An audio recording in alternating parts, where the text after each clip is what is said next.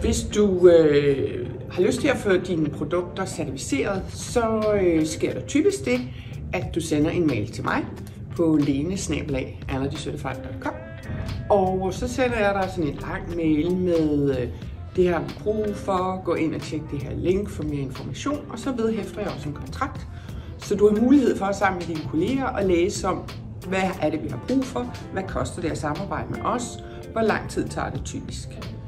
I den mail sætter jeg også vores toksikolog, Eva Danielle, på, så du hurtigt kommer i kontakt med hende og hendes team, for det er dem, der ligesom kører hele processen videre.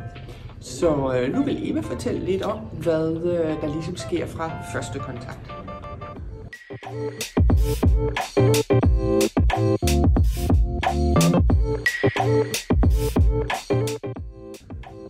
Noget af det, vi skal bruge i vores team for at kunne lave en risikovurdering, det er først og fremmest enkeltnavne, det er kassenumre og koncentrationer på de stoffer, der bliver anvendt.